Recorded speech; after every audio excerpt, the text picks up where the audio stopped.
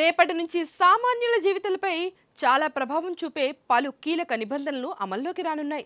Telecom శాఖ మార్చి 1 నుంచి కొత్త సిమ్ బైండింగ్ నియమాలను అమలు చేస్తోంది.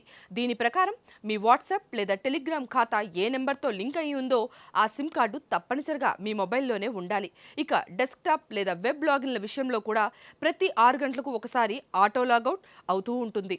మళ్ళీ లాగిన్ అవ్వాలంటే ఫోన్ దగ్గర ఉండాల్సిందే. సైబర్ నేరాలను అరికట్టేందుకు ఈ చర్య తీసుకున్నారు. ప్రతి నెల 1వ తేదీన చమురు కంపెనీలు గ్యాస్ ధరలను సమీక్షిస్తాయి.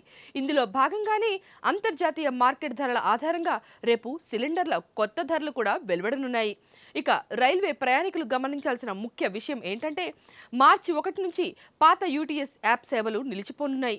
దీని స్థానంలో మరింత మెరుగైన సౌకర్యాలతో రైల్ వన్ అనే కొత్త యాప్ అందుబాటులోకి రానుంది. జనరల్ టికెట్లు బుక్ చేసుకునేవారు ఈ కొత్త యాప్ను డౌన్లోడ్ చేసుకోవాల్సి ఉంటుంది.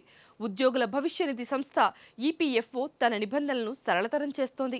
మార్చి నుంచి ఉద్యోగులు తమ పీఎఫ్ సొమ్మును నేరుగా ఏటీఎంల ద్వారా లేదా యూపీఐ యాప్ల ద్వారా విత్డ్రా చేసుకునే కొత్త విధానాన్ని ప్రయోగాత్మకంగా అమలు చేసే అవకాశం కనిపిస్తోంది. ఇక మార్చి ఆర్థిక సంవత్సరం ముగింపు నెల కాబట్టి బ్యాంకులు తమ కస్టమర్లను కేవైసీ అప్డేట్ చేసుకోవాలని కోరుతున్నాయి. మార్చి మొదటి వారం నుంచి అప్డేట్ చేయని ఖాతాలపై కొన్ని పరిమితులు కూడా విధించే అవకాశం స్పష్టంగా కనిపిస్తోంది.